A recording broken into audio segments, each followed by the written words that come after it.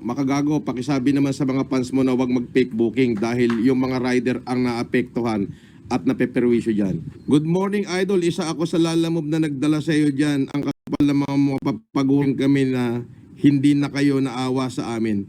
Diyos na bahala sa inyo. Yan ang sinasabi ko, katulad yan. Yan ba yung maliit na tao na yan na piniperwisyo nyo? Di ba? Hindi ba kayo naawa dyan? Kawawa naman, oh, mahigit na 216 na booking sa loob na isang linggo. Merong galing pa sa malayo, merong pang nag-booking daw ng kama, dadalhin daw sa NBI, mga ganon. So kawawa naman ho. Kawawa naman. Oo. Gumagastos ng gasolina yan. Oo, tapos winawalang yan nyo. Hindi ho tama yan. Mali ho yan. Kung ako yung gusto yung ibas, dapat ako yung perwisyohin nyo. Huwag ho kayo mandamay ng mga maliliit na naghahanap buhay. Kasi ho, yung mga maliliit na naghahanap buhay, hindi naman kasali sa away natin yan eh. Bakit kailangan yung perwisyohin? Ibig sabihin, wala ho kayong konsensya.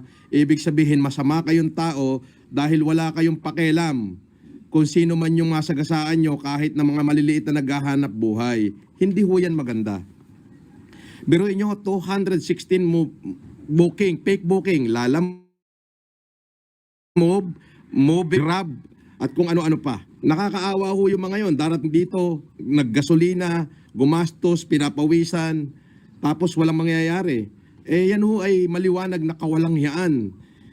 Dapat kung ako lang ibas nyo, walang problema. Pero wag na ko kayo magdamay doon sa mga maliliit na tao na naghahanap buhay. Kung kayo naman ho ay matinong tao at sinasabi nyo na kayo ay for good at ayaw nyo na may isang FLM na scammer, ayaw nyong ma-scam yung mga maliliit nating kababayan, bakit nyo ho ginagawa yung hindi maganda? Bakit nyo ho, sa tingin nyo ba, yung pagbubuking nyo ng 216 na booking na yung may mga truck pang malalaki na nagdi-diesel at yung ang kawawa ay yung driver, yun ho ba hindi maliwanag na pang-i-scam? At hindi ho ako ang naapektuhan doon. Kasi sa gate pa lang, hinaharang na ho.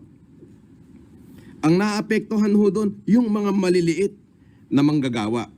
Kawawa naman ho. Di po ba?